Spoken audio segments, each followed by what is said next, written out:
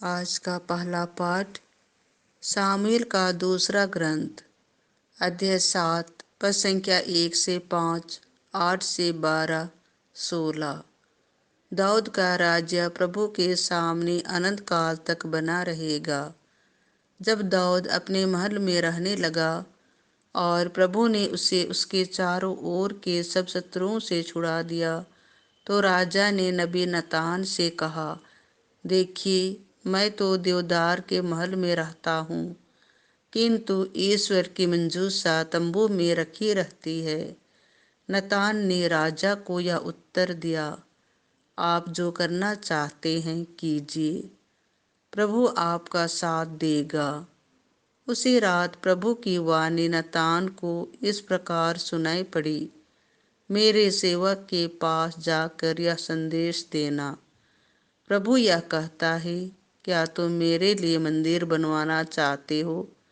तुम भेड़ें चराया करते थे और मैंने तुम्हें चारागाह से बुलाकर अपनी प्रजा इस्राएल का शासक बना दिया है।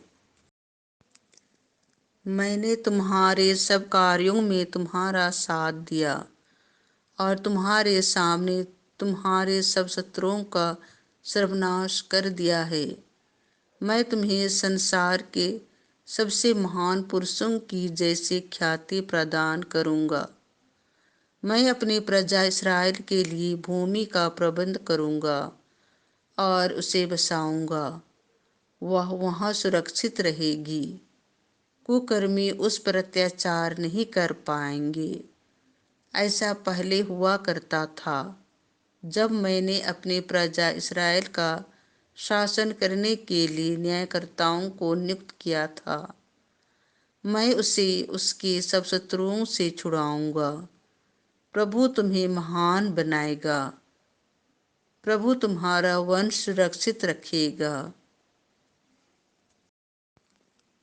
जब तुम्हारे दिन पूरे हो जाएंगे और तुम अपने पुरखों के साथ विश्राम करोगे, तो मैं तुम्हारे पुत्र को तुम्हारा उत्तराधिकारी बनाऊंगा और उसका राज्य बनाए रखूंगा।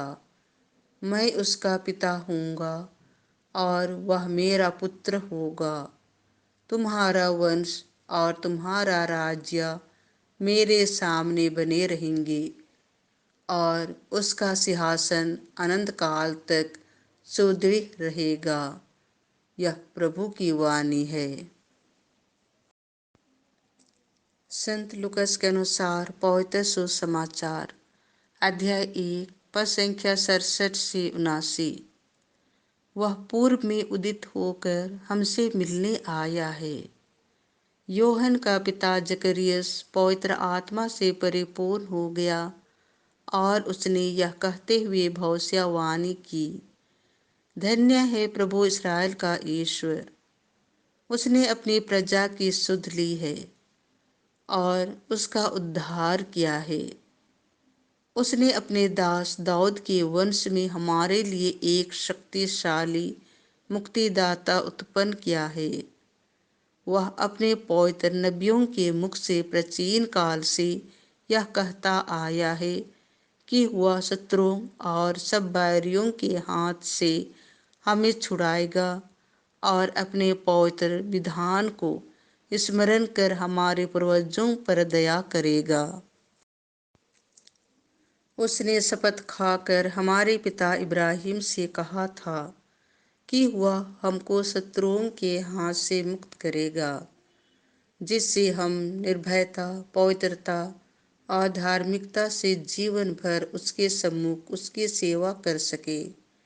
हे बालक, तू सर्वोच्च प्रभु का नबी कहलाएगा, क्योंकि तू प्रभु के आगे चलेगा, जिससे तू उसका मार्ग तैयार करे और उसकी प्रजा को मुक्ति का ज्ञान कराए, जो पापों की क्षमा द्वारा उसे मिलने वाली है।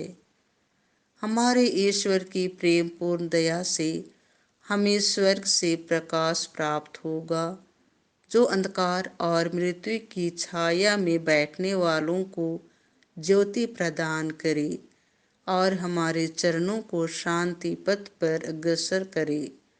यह प्रभु का सुसमाचार है।